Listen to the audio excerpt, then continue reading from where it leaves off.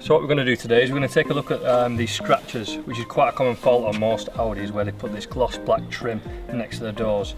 You get scratches that appear from people closing the doors with rings on, keys in the hand as such. They can get quite ugly after time. This is a relatively old car, 15-year-old car. We'll show you how to remove them. So just going into the different types of scratches we've got here, we've got some at the top here that look a bit like cobwebs, which is basically from poor washing methods and age of the vehicle. So the first stage of the process is we're going to wash the vehicle. We've already done that today, which you'll be able to see in the link in the description at the vehicle washing methods. Now the vehicle's washed, we're going to move on to the taping. We're going to tape off the area because we are going to be using some potentially sanding methods. Hopefully we can get away with just polishing. So we'll tape off the area just to avoid any further damage. So we're going to put a bit of tape on the inside of the bead here. This is not to prevent damage, this is to prevent the ingress of polish while we're doing it.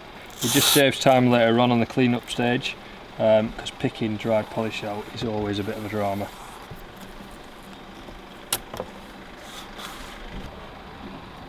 So again, we're just filling in, well, smoothing over any cracks in between rubbers, glasswork, that sort of stuff there. This first layer of tape is the accurate layer of tape, and then I'll just layer it on afterwards, which doesn't really matter so much because this is the important line, what I'm doing around the area now.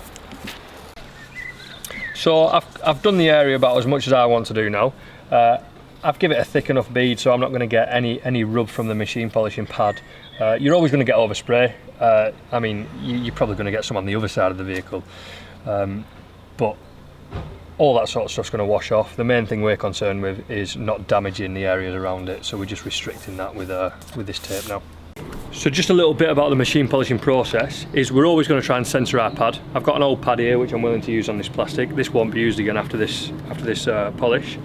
A bit of an issue I've got with mine that you should probably watch out for on yours is where this backing plate's been sat in my bag and been crushed. It's now offset, so you'll see when you spin it there, it's got a bit of cam to it. It looks like it's cammed up. Now, to then try and centre this on something that's not already centred is difficult.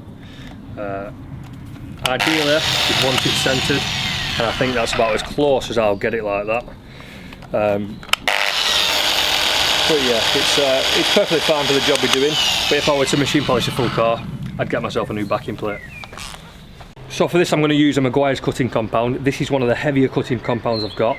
I wouldn't normally go to this, but there is some deep scratches on there. It's definitely not going to come out with a polishing compound, I already know that from previous experience. We'll use this heavy stuff. If this doesn't work, then we'll go further aggressive and start off with sandpaper more than likely.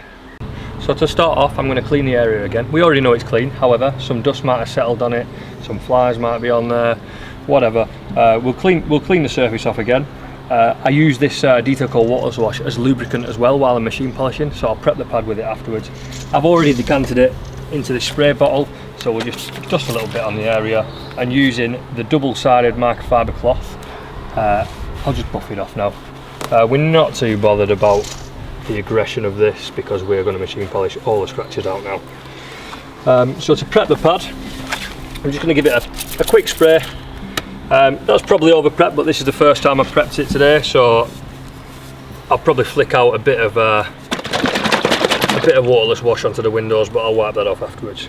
And we're just going to use 2 dabs on there, maybe a bit too much for the area, but we'll spread it out now.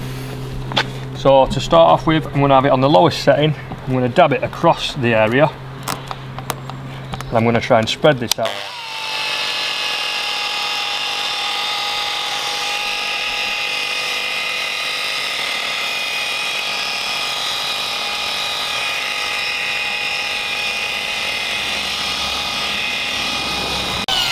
Now that's just dry enough there, I'm just going to give it a quick dusting just to try and cool the panel down itself.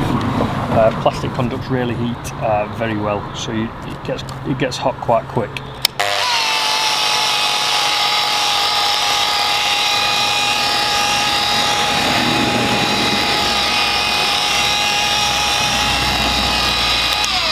Now after that's spread out, I'm going to raise the speed.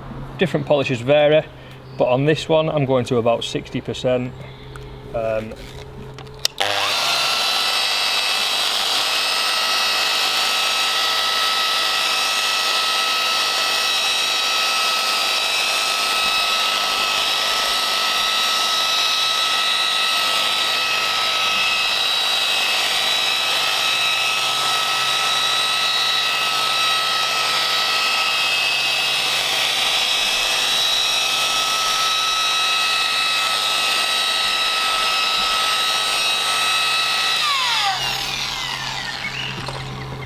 So we're just checking the temperature of the panel there.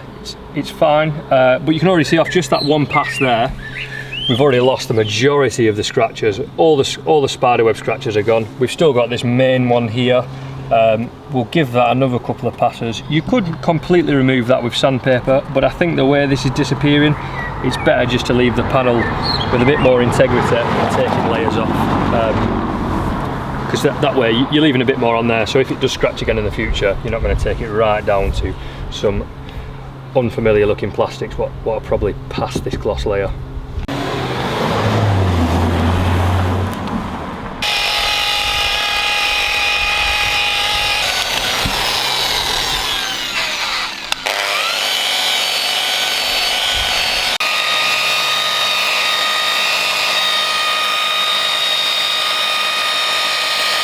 So we just finished our third pass on this. The scratch is completely gone now. One thing we are going to do now is we're going to finish it off with a finishing compound. Although it does look okay, if we were just to leave it at this stage after it's just been done by cutting compound, in a few weeks time we'd notice pass marks, or we'd potentially notice pass marks. For sure, if it were a black vehicle and we did the full vehicle, you would see pass marks. So we'll finish it off with a couple of passes of finishing compound, remove the tape and clean it up. So we're just finishing with the cutting stage of the polish. We're going to move on to the finishing stage now. I've got a black Hexlogic pad and a cutting compound. This is just an old bottle of cutting compound I've had lying around. So we'll just start the same process, a few dabs of polish on this, wet the area, wet the pad and give it a couple of passes like that.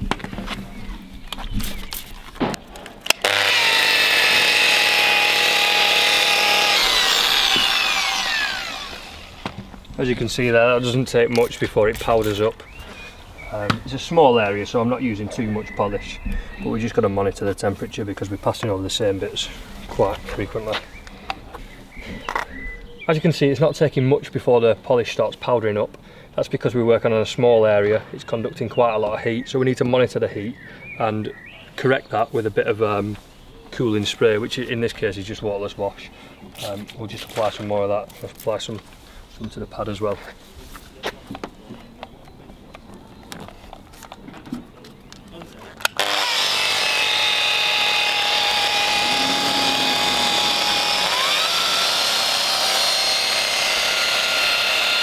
So we're just finished up with the finishing polish there. It's come up really well. Just give it a final buff before I take this tape off to make sure I'm happy with it. And yeah, absolutely happy with that. Just remove this tape now.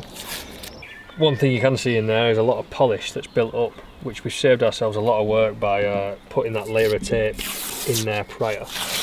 You can see the overspray that has gone around the vehicle. We could have stopped that, as I said at the beginning of the video, by covering that area, but for the effort what's involved, it'll take me 2 minutes to polish that off clean that off a flat surface. We're mainly concerned with the crevices and the deep areas, what you'd have to use really fine brushes and toothpicks to get out. So we'll get some waterless wash on this now, just to remove some of this overspray.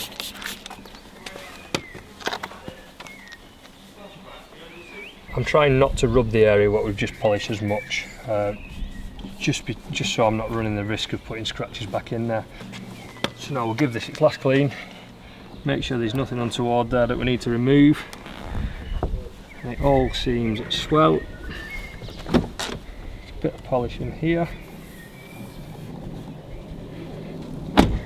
So to seal the area we've just polished, we're going to use the Detail Core sealant.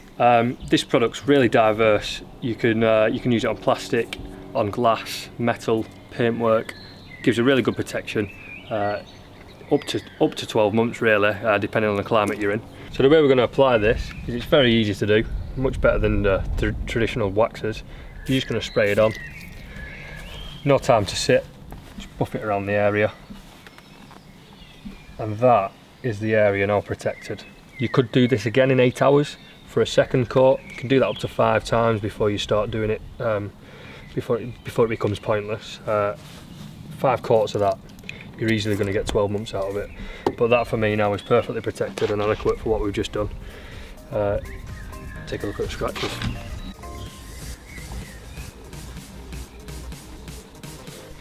All in all, the full process took us about 20 minutes. A point to note is that you don't need a machine polisher to do this. You could easily do this by hand. It'll just take you a little bit longer. If you're interested in any of the products we've used today, you can see the links in the description below. I hope this video was useful to you. If it was, please leave a like. Thanks very much.